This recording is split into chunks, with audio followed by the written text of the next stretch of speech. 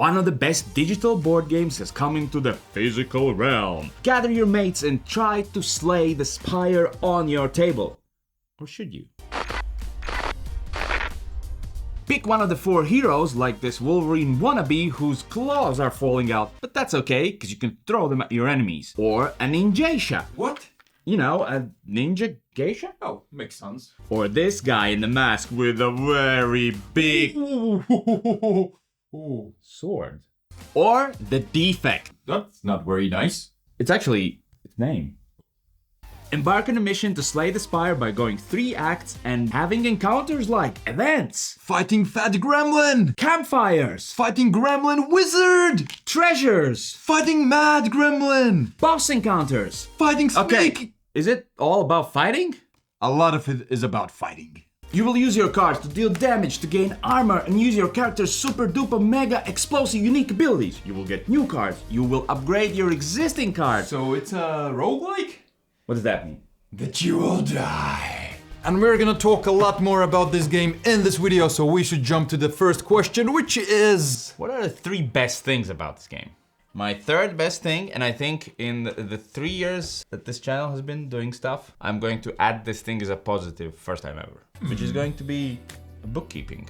So this is based on a video game, and that video game you can get like 20, 30 damage, tens of armors, and I thought, how are you gonna track all of this? Turns out all you need is this die. They scaled everything down. You don't have like hundreds of damage, you have 1, 2, 5. So if we need random numbers for all the cards or monsters, we just roll 1 die and that's it. That works for everything. Keyword here, it works.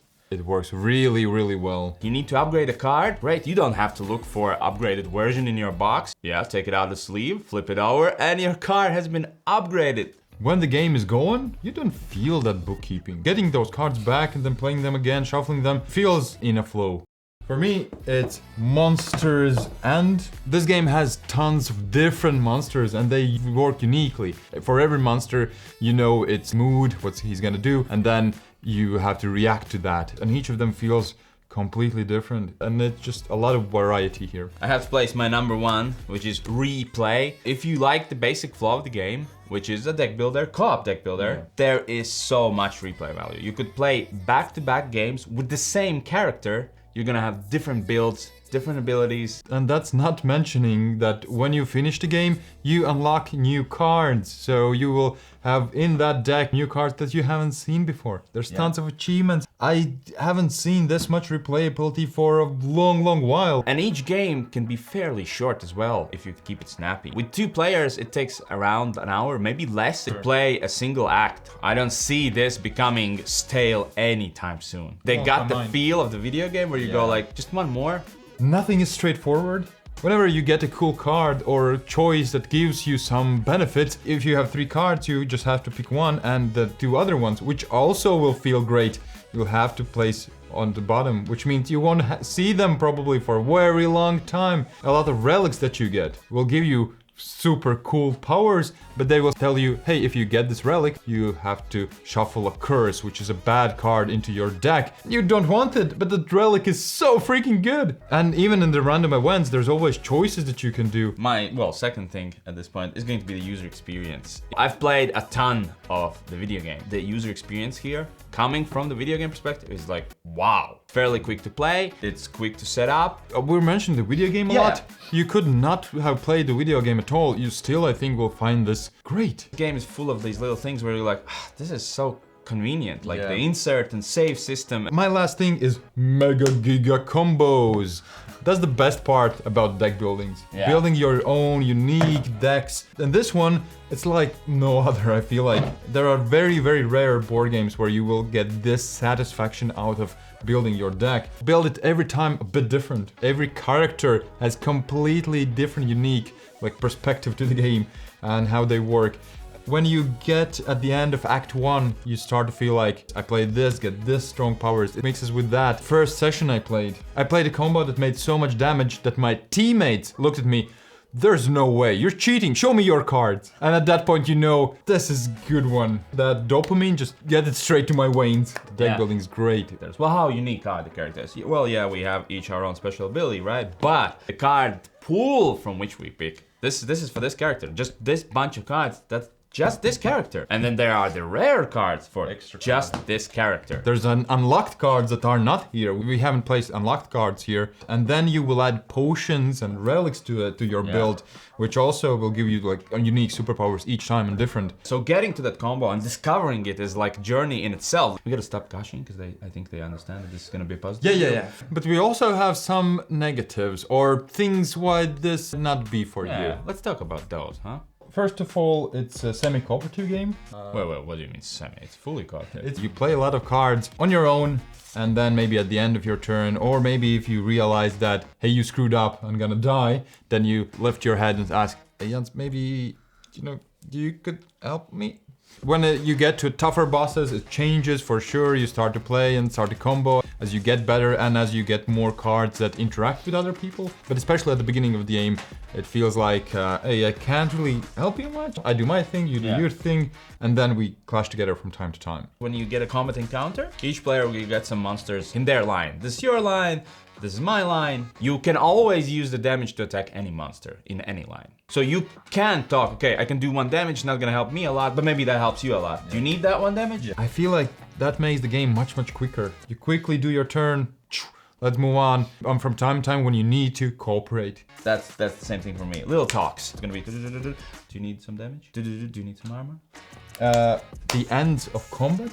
It's this build up to a really cool combat, and a lot of them ends with, alright, let's pick up 5 cards, and if anybody has 2 damage, we win the game. It's anticlimactic, but also it feels like, yeah, I built a good deck.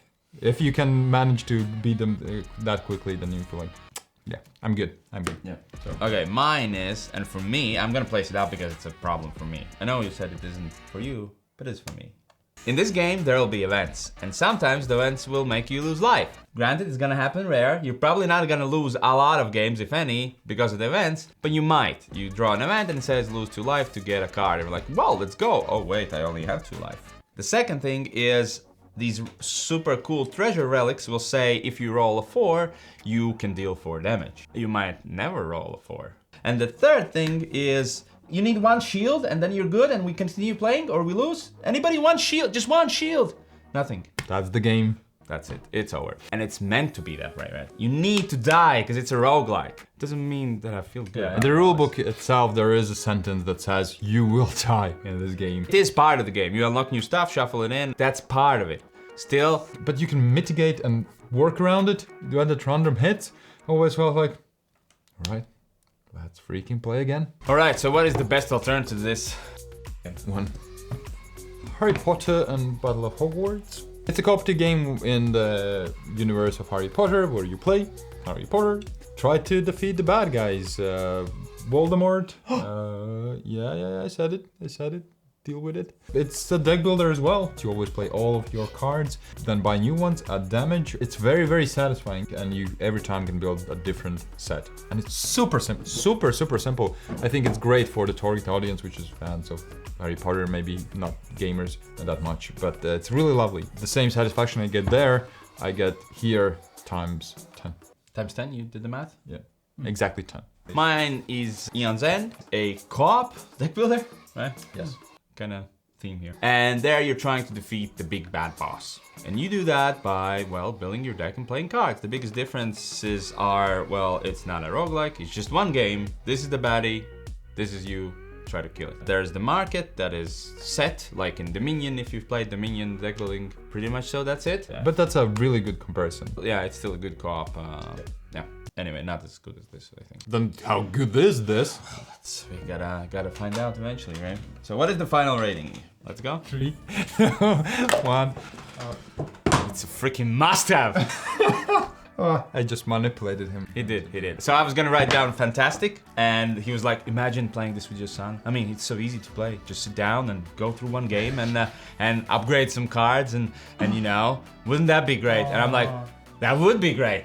I want to do it. I need this game to play that. Well, wait until you're done with it. Which do you think is gonna take 2-3 years? I was super hyped about this game. Really enjoyed it. Then I played it with my wifey as well. She really enjoyed it. And I realized that the campaign, which is not a campaign, you can easily play it just a solo session, but just unlocking the new cards, so satisfying. I just want to play it more and more. Being able to share that experience with other people in this format, which is simple to get to the table, everybody can play it. But it's still so gamery choices. It's a great balance with everything. I don't know what makes a must-have game if not this one. If you've ever played the video game and thought, man, I wish I could show this to my friends, but they don't play video games. Here you go.